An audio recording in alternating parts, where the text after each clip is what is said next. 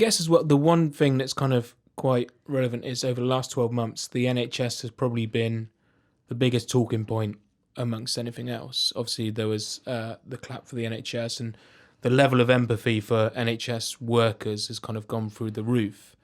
How has that kind of supported your role in any way?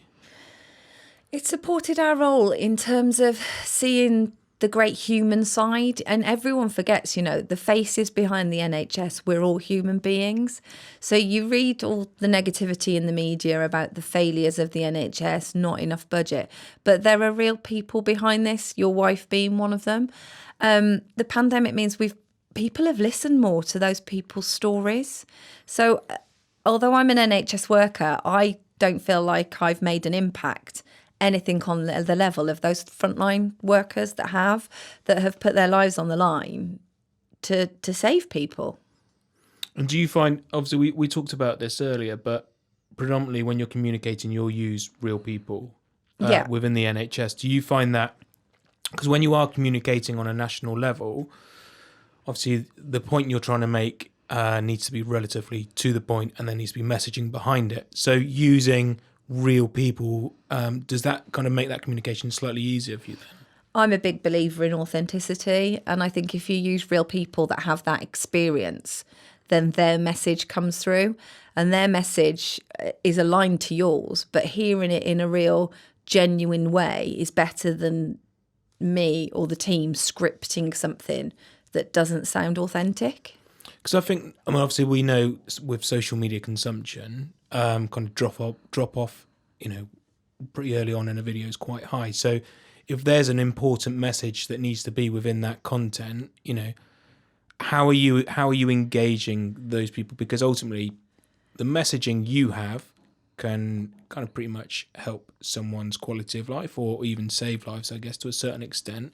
So how imperative is it to kind of ensure that the content you're creating or the levels of communication are as engaging as they can be? It's a really interesting point to make, because you use the word engagement throughout. So, for example, you could be working on a service transformation project where communication is key, particularly in the NHS, where services do change all the time to meet not only the needs of the population, but budgetary constraints to improve the service.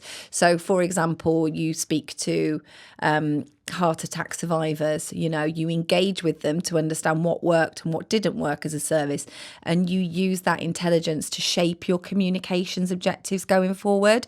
So you look at, actually, if I need to change this service, I need to get X from potential heart attack survivors or victims. How do I make their journey better in the NHS?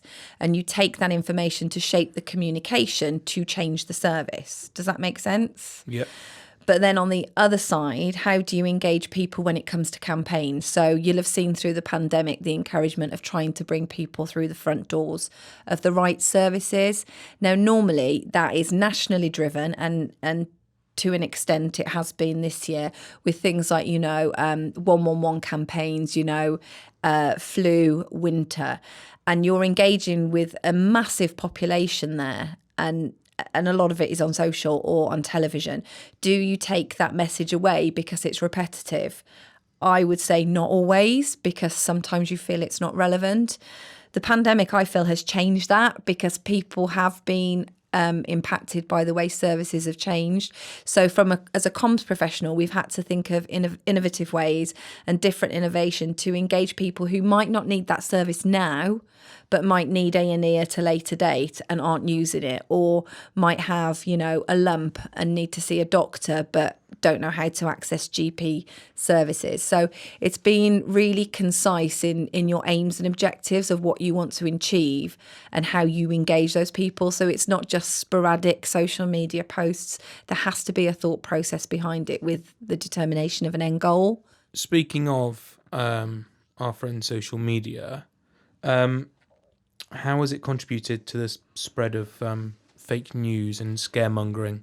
Oh, I think it's had a massive part, particularly in some of the older generations.